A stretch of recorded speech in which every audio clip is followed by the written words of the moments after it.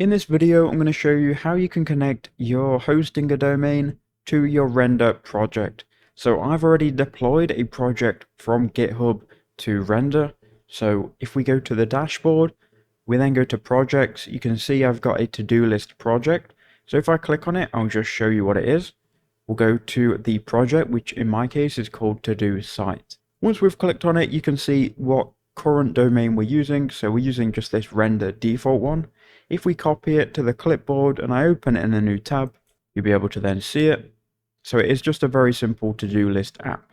Now what I'm going to do is I'm going to show you how you can connect your custom domain from Hostinger. This is going to be a very simple and easy guide to follow. So once you're inside of your app, and you've probably just clicked copy to clipboard, just like I've showed you the URL. Once you're inside the app, go to settings. In settings, you can then scroll all the way down to the bottom, or near to the bottom. You'll then see custom domains. You can then go ahead and connect your Hostinger domain by clicking add custom domain. Here what you need to do is find the domain on Hostinger and paste it in. So here I am on Hostinger. I'm going to go to domains, domain portfolio, and then obviously just find the domain that you want to connect. For me, I'm going to connect knowledgebaseonline.com. So if you click inside it, you're going to need to go into the DNS settings anyway. So just click on the domain.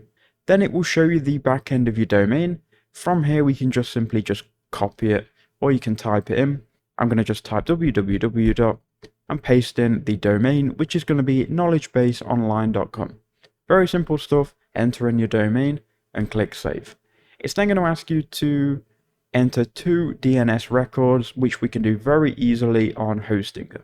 So the first one, you need to enter a CNAME record, www, pointing to this URL here. So we go to Hostinger. You're probably already in the backend if you've just done what I've done. You then need to go to DNS/name servers of your domain. Once you're here on this window, make sure the name servers are on the default Hostinger name servers and not anything else. What I would recommend you do also is scroll all the way down to the bottom and click reset DNS records. It might take 30 seconds just to reset everything. That means you're starting from scratch and you're not going to have your domain connected to anything else, which is going to conflict. You may still need to edit some records manually later, but it's just better to start from a blank slate, I guess. So now we'll go and add this first CNAME record. So remember, CNAME, www, pointing to this URL here. So what I would do is copy this URL.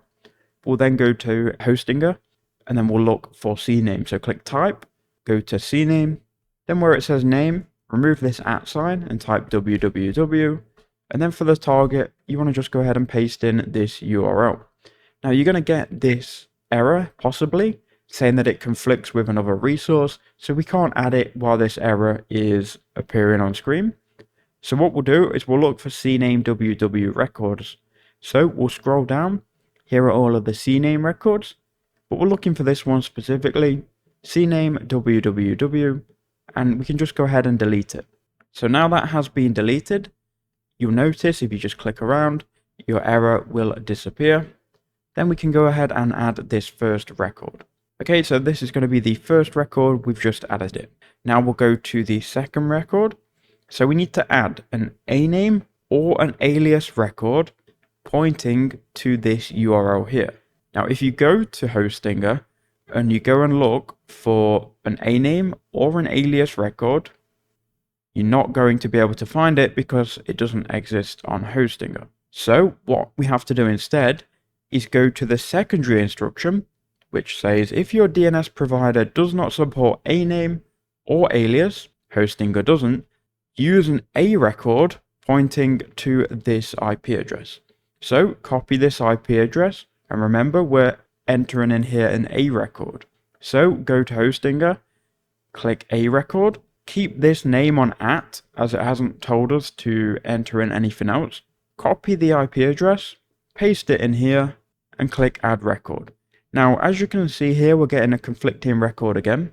So what I would do is I would just remember what your IP address is. So 216 for me. We're then going to click add record and confirm. Then after we've added it, we can scroll down And here is the record that we've added, 216. We're going to remove any A records that conflict. So this one is not needed. I'm going to click on delete. And there you go, we've deleted that record. So now you're pretty much done. You've added both of these records successfully. You now need to click on verify on both of these. Now, just be aware that this can take up to 48 hours to propagate. Every time I've done it, it's taken around 15. It might take up to 2 hours max, but in some cases it can take 48 hours. So just be patient and keep clicking verify. Mine verified very, very quick because I already created a tutorial before this and it already recognizes it. But if you're just adding them from scratch, just don't be alarmed if they don't get connected in like 5 minutes. It might take about 15 to 20 in reality, right? But once you've clicked verify and everything is green and connected, you can just test them. So I'm going to copy the domain. We'll go to an incognito window, paste in the domain. As you can see, that one's working.